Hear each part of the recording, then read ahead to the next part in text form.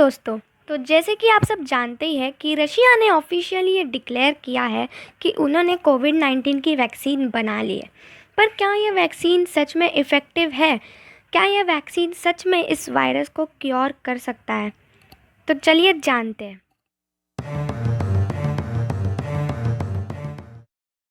तो दोस्तों, रशिया ने स्पुतनिक वी नाम की जो वैक्सीन है, तो उन्होंने ऑफिशियली ये डिक्लेयर किया है कि ये है कोविड-19 की वैक्सीन जो कोविड-19 को क्योर कर सकती है।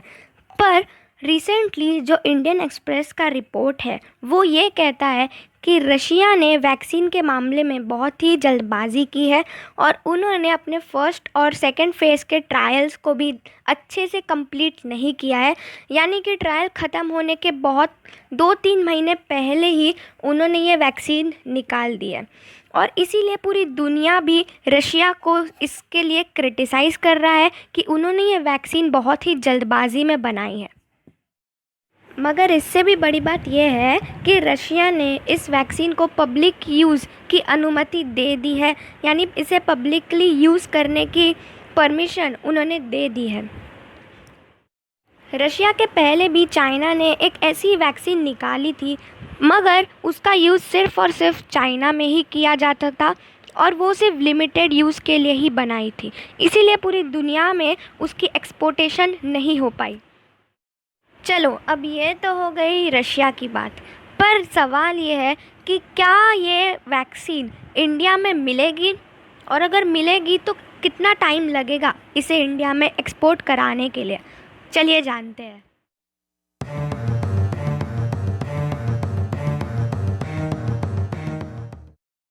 बहुत से रिपोर्ट्स में ये कहा गया है कि इस वैक्सीन को इंडिया में एक्सपोर्ट कराने के लिए अभी बहुत टाइम लगेगा, क्योंकि रशिया में भी ये अभी लार्ज स्केल में अवेलेबल नहीं है। रशिया में ये सिर्फ अभी 1.5 मिलियन डोसेस पर ईयर ही बन रहे हैं।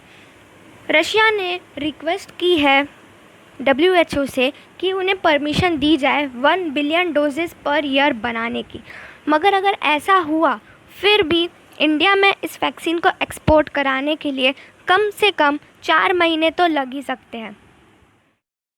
मगर फिर भी ऐसे 2 तरीके हैं जिससे ये वैक्सीन इंडिया में जल्द से जल्द एक्सपोर्ट कराई जा सकती है। तो चलिए देखते हैं कि वो 2 तरीके कौन से हैं।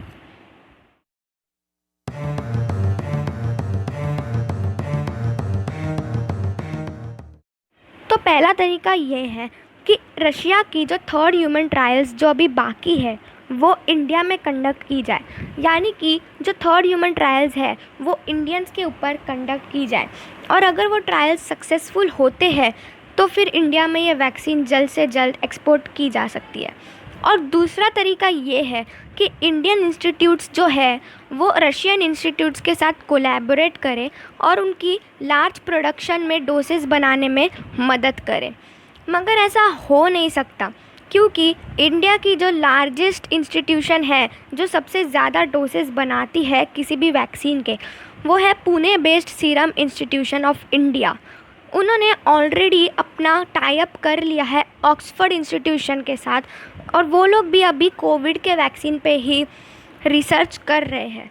तो इसीलिए ऐसा पॉसिबल नहीं हो सकता और इसीलिए यह बताया जा रहा है कि रशिया के वैक्सीन को इंडिया में एक्सपोर्ट कराने के लिए लंबा समय लग सकता है।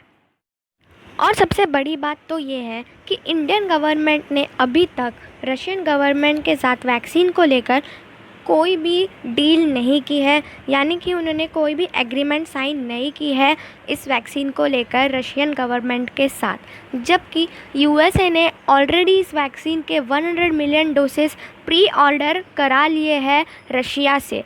पर इंडिया ने अभी तक इस वैक्सीन के ऊपर कोई भी डील नहीं साइन की है और इसीलिए ये बताया जा रहा है कि अगर ये वैक्सीन सक्सेसफुल हो भी गई तो इसकी लार्ज प्रोडक्शन करने में बहुत समय लगेगा और इसीलिए इंडिया में एक्सपोर्ट कराने में भी बहुत टाइम लगेगा। थैंक यू दोस्तों, होप यह वीडियो आपको बहुत इन्फॉर्मेटिव लगी होगी। प्लीज़ इसे शेयर करिएगा और लाइक और सब्सक्राइब भी ज़रूर कर देना। Thank you for watching.